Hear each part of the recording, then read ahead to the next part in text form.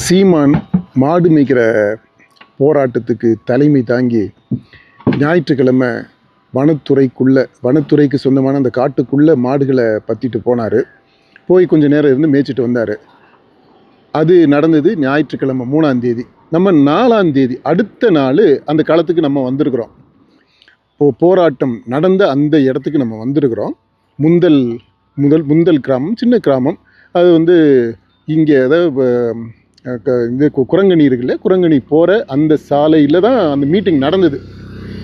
அந்த மீட்டிங் நடந்த இடத்துல இந்த முந்தின நாள் ஞாயிற்றுக்கிழமை ஒரே நாள் 24 மணி நேரத்துக்கு முன்னாடி நடந்தது அந்த போராட்டம். அதனுடைய தாக்கம், அதனுடைய வீச்சு எவ்வளவு தூரம் போயிருக்குது, எவ்வளவு தூரம் மக்கள் மத்தியில் போயிட்டு ஒரு செய்தியை சேர்த்துருக்குது, இதை பற்றி எவ்வளவு புரிதல் அவங்களுக்கு வந்திருக்கு அப்படின்றத தெரிஞ்சுக்கிறதுக்காக, கள ஆய்வு செய்கிறதுக்காக நம்ம அங்கே போனோம். முதல்ல அந்த முந்தல் கிராமத்தை நம்ம பார்த்துருக்குறோம்.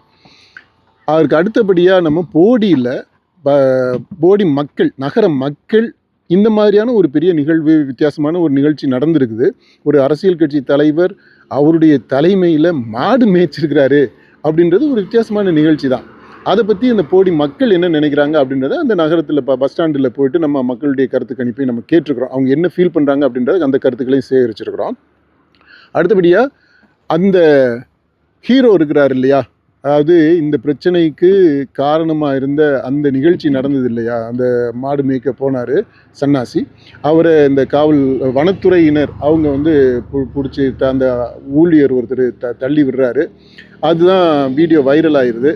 அதுதான் தொடக்கமே. இந்த வனத்துக்குள்ளே புகிற மாடுகளை கொண்டு போய் இப்போ நடத்துகிற அந்த போராட்டத்துக்கு முக்கிய காரணமாக தொடக்கமாக இருந்தது இந்த நிகழ்ச்சி தான். நம்ம அந்த கரட்டுப்பட்டி அங்கேயுமே நம்ம போகிறோம். அங்கே போய் நம்ம 2 விதமான தலைமுறையினரை நம்ம பார்த்துருக்குறோம். ஒரு தலைமுறை ஜெனரேஷன் ஆல்ஃபா, அதாவது பள்ளியில் படிக்கக்கூடிய அந்த சிறுவர்கள், அவங்க எப்படி இந்த நிகழ்ச்சியை பார்க்குறாங்க. ஏன்னா அந்த ஊரில் இருந்து தான் நிறைய தொழு மாடுகள் இருக்குது. அங்கேருந்து தான் இந்த போராட்டத்துலேயுமே நிறைய தொழு மாடுகள் பங்கெடுத்துக்கிட்டாங்க. மெஜாரிட்டி அந்த ஊரில் இருந்து வந்தது தான். அப்புறம் நம்ம சொன்னது மாதிரி இந்த நிகழ்ச்சியினுடைய ஹீரோவே அந்த ஊரை சேர்ந்தவராக தான் இருக்கிறாரு. அதனால் நம்ம அதுக்கு முக்கியத்துவம் கொடுத்து அந்த ஊரில் போயிட்டு பார்த்தோம். இந்த ஜெனரேஷன் ஆல்ஃபாவை பார்க்குறோம். அதுக்கப்புறம் பூமர்ஸ்ன்னு சொல்லி கிண்டல் பண்ணுவீங்க இல்லையா, அந்த வயசானவங்களையும் நம்ம பார்த்து நம்ம கருத்துக்களை கேட்டிருக்கிறோம்.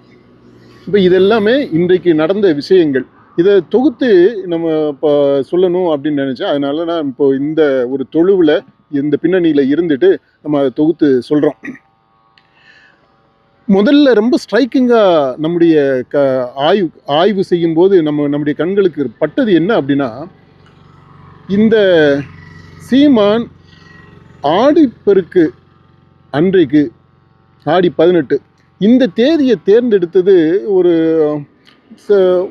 அதை வேறு தேதியை தேர்ந்தெடுத்திருக்கலாமோ அப்படின்னு தோணுது. ஏன்னா நம்ம போகிற இடத்துல எல்லாம் பார்க்குறோம், மக்கள் அன்றைக்கு இந்த போராட்டம் நடந்துச்சு அப்படின்னு கேட்கும்போது நாங்கள் கோயிலுக்கு போயிட்டோன்றாங்க. அன்றைக்கி ஆடிப்பெருக்கு அன்றைக்கி வழக்கமாக எல்லாருமே கோயிலுக்கு போவாங்க. நல்லா கடா வெட்டி, கோழிகளை வெட்டி பொங்க வச்சு சாப்பிட்டு நல்லா அன்றைக்கி வழிபாட்டிலையும் கொண்டாட்டத்திலையும் விருந்துலையும் கழிக்கக்கூடிய ஒரு நாள்.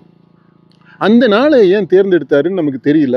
இது ஒரு ட்ராபேக்குன்னு தான் நான் நினைக்கிறேன், இந்த செய்தி பரவலாக போய் சேராததுக்கு. ரெண்டாவது என்னென்னா, நம்ம இந்த முந்தல்லையும் சரி கரட்டுப்பட்டிலையும் சரி நம்ம மக்களை சந்திக்கும்போது ஒரு பயம் இருக்குது. இந்த நிகழ்ச்சி நடந்த பிற்பாடு இப்போ காவல்துறையோ வனத்துறையோ இவங்கெல்லாம் போயிட்டு எதுவும் மிரட்டல் விடுத்தாங்களா என்னன்றது தெரியல. அதை நம்முடைய குழு இப்போ இருந்து அங்கே ஆய்வு செய்துக்கிட்டு இருக்கிறாங்க, தகவல்களை சேகரிச்சுக்கிட்டு இருக்கிறாங்க. நம்ம பார்த்தது வரைக்கும் இந்த நிகழ்ச்சியில் கலந்துக்கிட்டோம் அப்படின்னு சொல்கிறதுக்கு அவ்வளோ பயப்படுறாங்க, அவ்வளோ தயக்கம் இருக்குது. இது ஒரு இன்டிமிடேஷன் இருக்குமோ அப்படின்னு என்ன வைக்குது. மூணாவது என்னென்னா, நம்ம சாதாரண இந்த நகர்ப்புறத்தில் இருக்கக்கூடிய மக்கள் அவங்கள்ட்ட கேட்கும்போது இது அவங்க மாடு வச்சிருக்கிறவங்களுடைய பிரச்சனை அப்படின்றது மாதிரி தங்களை ஒதுக்கிக்கிறாங்க. கொஞ்சம் இந்த படித்த கொஞ்சம் இதாக இருக்கக்கூடியவங்க, நகர்ப்புறத்தில் இருக்கக்கூடியவங்க, அவங்க இந்த விவசாயிகளுடைய பிரச்சனையாக கூட இதை பார்க்கல. இது மாடு வச்சிருக்கிறவங்களுடைய தொழுமாடு வச்சிருக்கிறவங்களுடைய பிரச்சனை அது அப்படின்னு ஒரு சின்ன குறுகிய பிரச்சனையாக பார்க்குறது மாதிரி நமக்கு தெரியுது மக்கள் பரவலாக பார்க்கும்போது. அடுத்து சரி இது வந்து தொழுமாடு வச்சிருக்கிறவங்களுடைய பிரச்சனை அப்படின்ட்டு நம்ம அந்த தொழு மாடுகள் அதிகமாக இருக்கக்கூடிய அந்த ஊருக்கே போனோம், போய் கேட்குறோம் நம்ம கரட்டுப்பட்டியில். அங்கே இருக்கிற மக்களை பார்க்கும்போதும் கூட அங்கேயுமே என்ன ஆயிடுதுன்னா, ஏறத்தாழ அங்கே நிறைய தொழுக்கள் இருக்குது. எல்லா வீட்டிலையுமே மாடுகளும் இருக்குது. ஏறத்தாழ எல்லா வீட்டிலையுமே மாடு உழுகிறதுக்கு இல்லை பாலுக்கு அப்படின்னு சொல்லிட்டு மாடுகள் வச்சுருக்கிறாங்க. அடுத்து அங்கே இருக்கக்கூடிய எல்லாருமே ஒரே சமுதாயத்தை சேர்ந்தவங்களாகவும் இருக்கிறாங்க. அப்படி இருந்துமே அங்கே என்ன பண்ணிடுறாங்க அப்படின்னா, ஒருவேளை இந்த பயம் காரணமாக இருக்கும்னு நினைக்கிறேன், அச்சுறுத்தல் இருக்கலாம். அதனாலேயே இந்த வனத்துறை மேலேயோ காவலர்கள் மேலேயோ இந்த மாதிரி ஒரு எதுக்கு ஒரு குற்றம் சொல்கிறது மாதிரி ஒரு சொல்லணும் அப்படின்னு சொல்லிட்டு அவங்கள அப்படியே பட்டும்படாமலும் பேசிட்டு ஒதுங்கிக்கிறாங்க. இது வந்து இந்த தொழு மாடு வச்சுருக்கிறவங்க அவங்களுக்கு தான் அதுக்கு தான் பிரச்சனை, மற்ற மாடுகளுக்கெல்லாம் பிரச்சனை இல்லை, எப்படியோ தெரிஞ்சும் தெரியாமலும் அங்கே போய் காட்டில் மேய்ச்சிக்கிட்டு தான் இருக்கிறோம். அப்படி அந்த மாதிரி ஒரு நழுவலான ஒரு பதிலை தான் நம்ம எதிர்கொள்கிறோம். சரி, அடுத்து முந்தல் கிராமத்துக்கு வர்றோம். அந்த முந்தல் கிராமத்தில் நம்முடைய சந்திப்பு அது என்ன நடந்துச்சு அப்படின்னு பார்க்கும்போது அங்கே இருக்கிறவங்களுமே எடுப்பில் என்ன சொல்கிறாங்கன்னா, இது வந்து அங்கே இருக்கிற பல பேருக்கு அவங்களுடைய பிரச்சனையாக தெரியலை. இது நிறைய பேர் ஒதுங்கிக்கிறாங்க. அப்புறம் இல்லை நாங்கள் இல்லைங்க, அந்த நிகழ்ச்சி நடக்கும்போது நாங்கள் இல்லை, வெளியூருக்கு போயிருந்தோம், வேலைக்கு போயிருந்தோம், அப்படி அந்த மாதிரி நழுவலாக சொல்கிறாங்க. சொன்ன ஒரு சிலருமே கூட இதை முழுசாக உள்வாங்கிக்கிட்டது மாதிரி தெரியல. சில பேர் அப்படி இருக்குது. இந்த முந்தலில் போயிட்டு நம்ம பார்க்கும்போது இந்த காணொலியை எல்லாத்தையுமே நம்ம தொடர்ந்து அடுத்தடுத்து நீங்கள் பார்க்க போகிறீங்க. அதில் பார்த்தா அங்கேயும் இளைஞர்களை சந்திக்கிறோம். 2K கிட்ஸ் இல்லை, அவங்களுமே 2Kக்கு பிறகு பிறந்த இளைஞர் ஒரு குரூப்பை நம்ம சந்திச்சிருக்கிறோம். ரொம்ப இன்ட்ரெஸ்டிங்கான இது. அப்புறம் வயது முதிர்ந்தவங்களை நம்ம பார்த்துருக்குறோம். அங்கே எதிர்பார்க்காம நமக்கு ஒரு ஷாக்கை கொடுத்த நிகழ்ச்சி வந்து அங்கே இருக்கக்கூடிய அந்த பழையர் கம்யூனிட்டி, அந்த பழையர் இனத்தை சேர்ந்தவங்க கணிசமாக அங்கே இருக்கிறாங்க. 30-40 குடும்பம் இருக்குது அப்படின்னு சொன்னாங்க. அந்த மக்கள் எவ்வளவு கஷ்டப்பட்டுக்கிட்டு இருக்கிறாங்க அப்படின்றத நீங்கள் அதை பார்க்க போகிறீங்க. இது நம்ம போனது ஒரு காரணம். அதாவது சீமானுடைய இந்த போராட்டம் எவ்வளோ தூரம் ரீச் பண்ணியிருக்கு அப்படின்றத ஸ்டடி பண்ணுறதுக்காக நம்ம போனோம். ஆனால் போன இடத்துல பார்த்தீங்கன்னா அவங்களே சொல்கிறாங்க, எங்களுக்கு 1008 பிரச்சனை இருக்குது அப்படின்னு சொன்னாங்க. அது என்னம்மா பிரச்சனை அப்படின்ட்டு கேட்கும்போது தான் அங்கே பார்த்தா அது இன்னொரு பெரிய பிரச்சனையாக இருக்குது. அந்த பிரச்சனைகளுக்கான தீர்வுகள் எப்போ வரும், எப்படி வரும்ன்ற நமக்கு தெரியல. அதையும் உங்களுடைய பார்வைக்கு நாங்கள் வைக்க போகிறோம். அப்புறம் அந்த இளைஞர்கள் பற்றி சொன்னேன் இல்லையா, அந்த 2K கிட்ஸு 16 வயசு, 14 வயசு, 15, 16, 17, 18 வயசு வரைக்கும் உள்ள பசங்க, அவங்களெல்லாம் பார்த்தோம். அதில் சில பேர் நம்மகிட்ட பேசியிருக்கிறாங்க. அதில் 2 விஷயம் ரொம்ப ஸ்ட்ரைக்கிங்காக இருக்குது. ஒன்று, அந்த சின்ன பசங்க முதல் ஓட்டு இனிமேல் தான் போட போகிறாங்க. அந்த பசங்க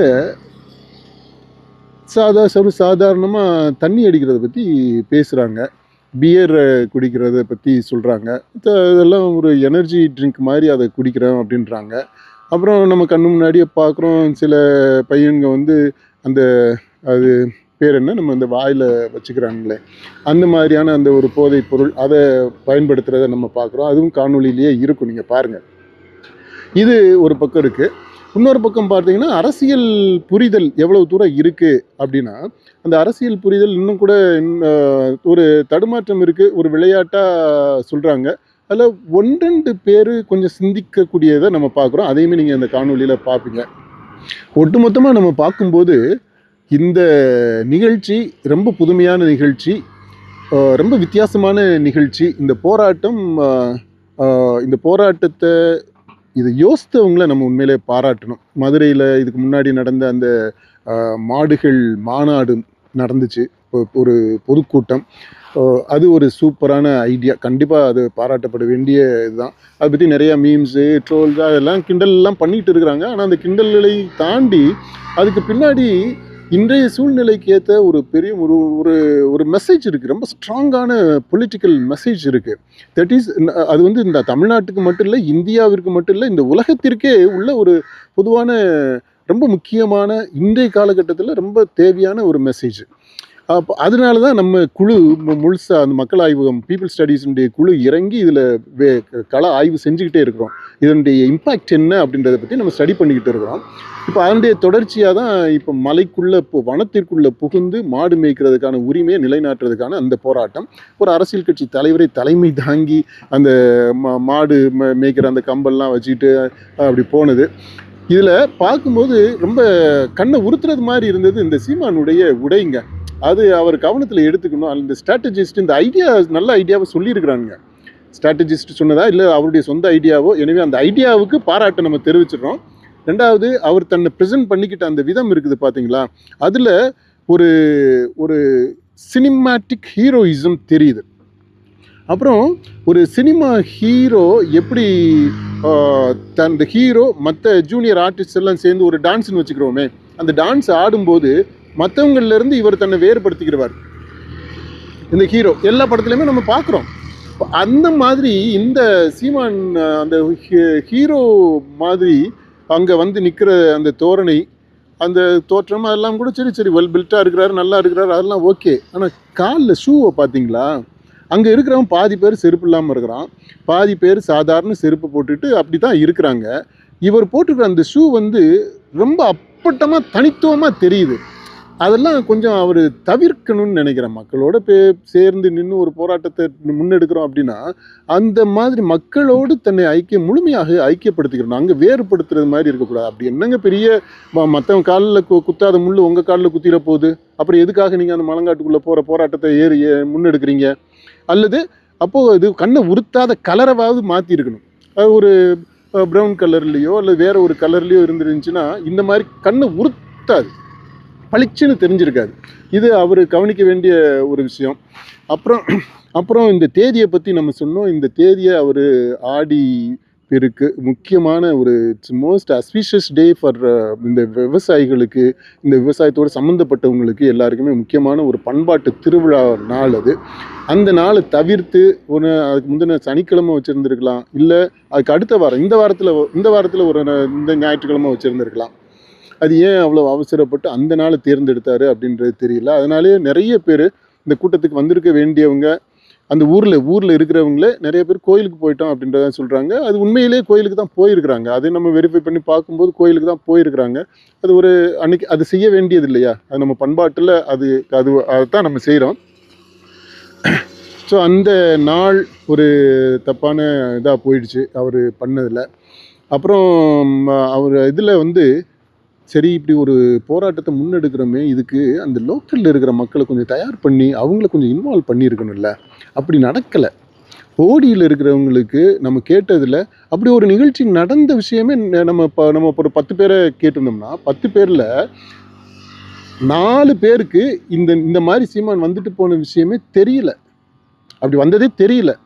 அடுத்த இந்த மீதி 6 பேரில் ஒரு 3 பேர் என்ன சொல்கிறாங்க, வந்து தெரியும் ஆனால் நாங்கள் வந்து கோயிலுக்கு போயிட்டோம். அது வந்து ஒரு விஷயமாகவே பேசுகிறதுக்கான விஷயமாகவே எடுத்துக்கல. அதுக்கு இன்னொரு காரணம் என்ன நான் நினைக்கிறேன்னா, அந்த மீடியாலெலாம் ஒன்றும் பெருசாக கவரேஜ் கொடுக்கல. என்னங்க அதான் அந்த ஊடகத்தை பற்றியுமே நம்ம கடுமையாக விமர்சனம் பண்ண வேண்டியது இருக்குது. அதாவது சம்மந்தமே இல்லாத, பொருத்தமே இல்லாத, ஒரு சென்சேஷனலாக இருக்குது, ஒரு கவர்ச்சி இருக்குது, ஒரு கிளாமர் இருக்குது அப்படின்றதுக்காகவே போட்டு அவ்வளோ முக்கியத்துவம் கொடுக்கக்கூடிய ஊடகங்கள், ஒரு ஜூசி ஸ்டஃப் அப்படின்னா அதுக்கு முக்கியத்துவம் கொடுக்குற ஊடகங்கள், ஒரு ஆக்சிடென்ட் எடுத்துக்கங்களேன் அதுக்கு கொடுக்கக்கூடிய முக்கியத்துவம் கூட இந்த மாதிரியான ஒரு நிகழ்ச்சிகளுக்கு, ஒரு அரசியல் நிகழ்வு இதெல்லாமே பார்த்தீங்கன்னா வெரி வெரி ஒரிஜினல் ஐடியாங்க.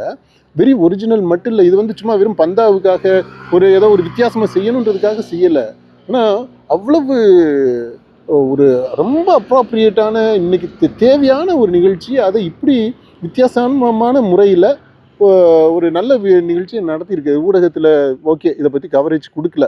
அப்படி கொடுக்காததுனால அது ஒரு காரணமாக இருக்கலாம்னு நம்ம சொல்கிறோம். ஆனால் அதையும் தாண்டி இந்த நாம் தமிழர் கட்சிக்காரவங்க இன்னும் கொஞ்சம் தீவிரமாக இந்த விஷயத்தை மக்கள்கிட்ட போய் பேசி இருந்திருக்கணும். இப்படி ஒரு நிகழ்ச்சி நடக்க போகுது அப்படின்ட்டு மக்கள்கிட்ட இந்த டிசமினேட் பண்ணியிருக்கணும். இந்த இன்ஃபர்மேஷன் முதல்ல தெரிவிச்சிருக்கணும் ஃபஸ்ட்டு. ரெண்டாவது, அவங்கள இன்னும் கொஞ்சம் தயார் பண்ணி இந்த நிகழ்வில் பங்கெடுத்துக்கிறதுக்கு அவங்கள மொபிலைஸ் பண்ணியிருக்கணும். இந்த 2 விஷயத்துலையுமே அவங்க கோட்டை விட்டுருக்குறாங்கன்னு தான் நினைக்கிறேன். நாம் தமிழர் ஒருவேளை ரொம்ப ஷார்ட் நோட்டீஸில் குறுகிய காலத்தில் செய்ததால் இருக்கலாம். ஆனால் குறுகிய காலத்தில் தானே எல்லா விஷயங்களையுமே செய்ய வேண்டியது இருக்குது. இதை வந்து ஒரு காரணமாக நம்ம சொல்லக்கூடாது இல்லையா? மக்கள்கிட்ட போய் இப்படி ஒரு நிகழ்ச்சி நடக்க போகுது அப்படின்றத தெரியப்படுத்தி, அங்கே லோக்கலில் வாலண்டியர்ஸ் இருப்பாங்க, நம்ம கட்சிக்காரவங்க இருப்பாங்க, நாம் தமிழர் கட்சிக்காரவங்க இருக்கிறாங்க, அங்கங்கே இருக்கிறாங்க. சரி, அந்த ஆட்களை பயன்படுத்தி இதை வந்து தெரியப்படுத்தி இருக்கணும் மக்களுக்கு. அதாவது செய்தியை கொண்டு போய் சேர்க்கல. ரெண்டாவது, இந்த இதில் ஆர்வம் உள்ளவங்களை கொண்டு வந்து ஒன்று திரட்டி இந்த கூட்டத்தில் பங்கெடுத்துக்க வைக்கல. அதாவது லோக்கலில் இருக்கக்கூடியவங்களுடைய பார்ட்டிசிபேஷன், பங்கேற்பு அப்படின்றது ரொம்ப கம்மியாக இருந்துச்சு. இப்போ இதனாலேயே இப்படி ஒரு வித்தியாசமான நிகழ்ச்சி நடந்தும் அதனுடைய ரீச் அப்படின்றது ரொம்ப லிமிட்டடாக தான் இருக்குது. இதனுடைய தாக்கம் வரப்போகிற தேர்தலுக்கு எந்த அளவுக்கு தாக்கத்தை ஏற்படுத்தி இருக்கு அப்படின்னு பார்த்தோம்னா பெரிய அளவில் தாக்கம் இல்லை. அதாவது நம்ம சொல்கிறது கரட்டுப்பட்டி, முந்தல், அந்த ஊர், இந்த போடி, தேனி மாவட்டத்தை கூட விட்டுருங்க. அந்த அளவுக்கெல்லாம் போக தேவையில்லை, தேனிக்கெல்லாம் போக தேவையில்லை. இந்த நிகழ்ச்சி நடந்த அந்த சுற்றுப்புறத்தில் இருக்கக்கூடிய ஒரு 4-5 கிராமங்கள், போடி நகரம், இந்த இதை எடுத்துக்கிட்டோம்னாலே இங்கேயே அதனுடைய இந்த தேர்தல் முன்வைத்து இது எவ்வளவு தூரம் தாக்கத்தை ஏற்படுத்தியிருக்கு அப்படின்னா, இந்த நிகழ்ச்சி மட்டும் பெரிய அளவில் தாக்கம் ஏற்படுத்தலை. ஆனால் அங்கங்கே இருக்கக்கூடியவங்கள்ட்ட கொஞ்சம் சிந்திக்க வச்சிருக்கு. அதை நம்ம இங்கே இந்த ஊரில் பார்க்க முடிஞ்சிச்சு. கரட்டுப்பட்டியில் அந்த பெரிய ஆள்கள்கிட்ட பேசும்போது அவங்க எல்லாருமே நீங்கள் காணொலியில் நீங்கள் பார்ப்பீங்க. அவங்க இந்த ஊர் பாரம்பரியமாகவே திமுக அதிமுக மாற்றி ஓட்டு போடுறதாங்க. பெரும்பாலும் அதிமுக போடுறவங்களா இருக்கிறாங்க. எல்லாம் தெலுங்கு பேசக்கூடியவங்களா இருக்கிறாங்க.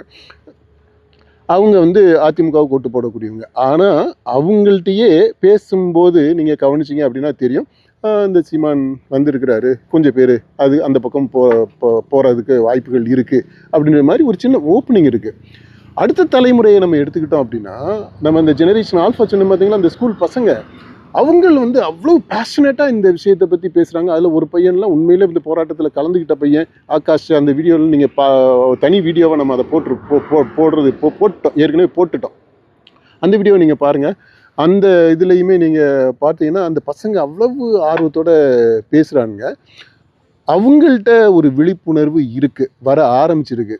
அது அரசியல் படுத்தப்பட்டு அந்த தலைமுறை அடுத்து தேர்தலில் ஜனநாயக உரிமை நிலைநாட்டக்கூடிய சூழல் வரும்போது இன்னும் கொஞ்சம் காத்திருக்க வேண்டியிருக்கு. ஆனால் ஒரு நம்பிக்கை கீற்று இருக்குது.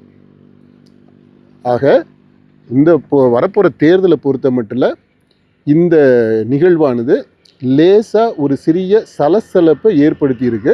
சிந்திக்க வைக்கிறதுக்கான ஒரு தளத்தை ஏற்படுத்தியிருக்கு வாக்காளர்கள் மத்தியில். இன்னொரு பக்கம் அடுத்த தலைமுறை அப்படின்னு சொல்லும்போது அந்த அடுத்த தலைமுறை அரசியல் படுத்தப்படுவதற்கு ஒரு நல்ல வித்தா இந்த நிகழ்ச்சி அமைஞ்சிருக்கு.